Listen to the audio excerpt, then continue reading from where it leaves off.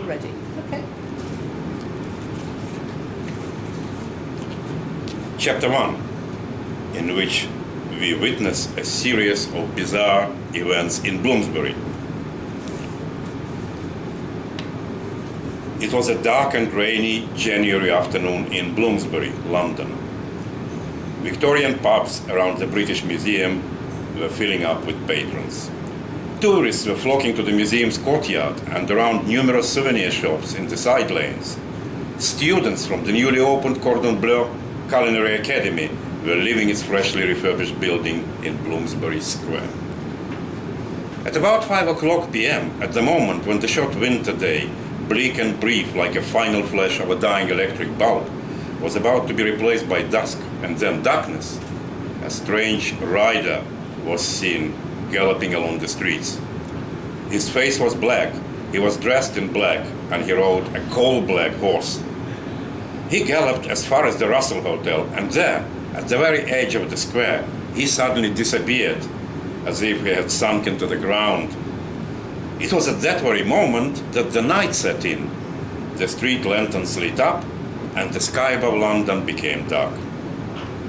The pedestrians who spotted the rider thought he was part of yet another touristy reenactment, a hastily staged costume drama that had spilled out into the streets, probably to publicize a new British Museum exhibition or something of that sort.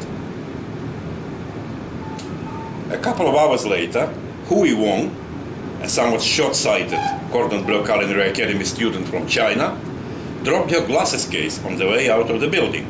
She bent down to retrieve it, and while straightening up, noticed from the corner of her eye a bizarre flying apparition in the dark sky straight above her head.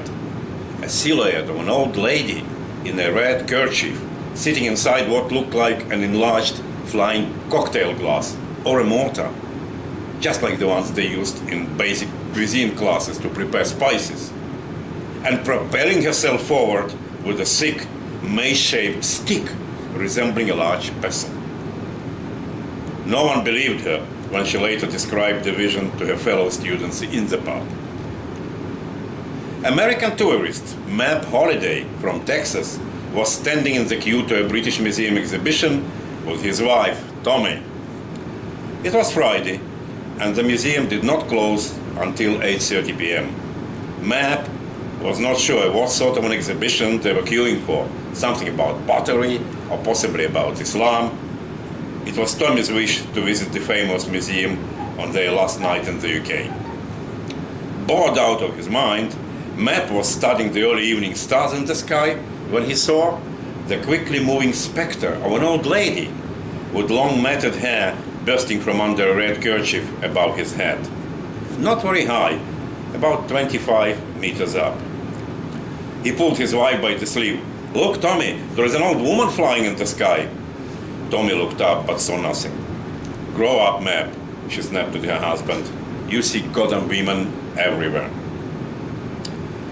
Behind Mab's back, at that very moment, Crispin Sneaky, a professional pickpocket, habitually working the Friday evening tourist crowd on the steps of the British Museum, quickly and almost imperceptibly rubbed his hand with two outstretched fingers past the Texan's bulging trousers pocket, pretending he wanted to squeeze past him up the stairs, but got distracted by the sight of an old woman in the sky, holding something that looked like a police truncheon and waving it at him threateningly.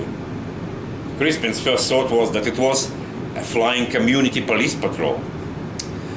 As a result, his practiced hand, shielded by an empty plastic bag he was holding, trembled involuntarily, and he missed the purse. The only person who didn't get terribly surprised at the sight of the flying old woman was Humphrey Smith, deputy head of the British Museum's prehistory department. Detained at a long and tedious meeting about a forthcoming exhibition, East European folklore, images and symbols, he was leaving via the staff entrance 1 hour later than usual. When he turned to close the door behind him, he was momentarily deafened by a brief and piercing yell. "Ee-ah!" right into his left ear, or so it sounded. He looked up and saw, well, we already know what, or rather who. On coming home an hour later, he said to his wife, "Can you believe it, Sarah? As I was leaving work this afternoon, I clearly saw a pagan fairy tale character flying above my head and whistling into my ear." To which his sober-minded wife replied, "You are working too hard, Humphrey. Why don't we both take a holiday as of next Tuesday and fly somewhere warm, like, say, Mallorca, for a short break?"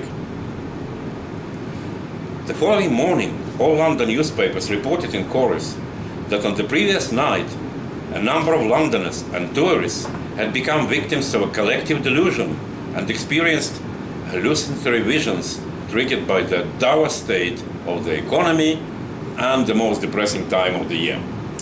One tabloid went as far as to draw parallels with a massive hysteria in the aftermath of Princess Diana's death,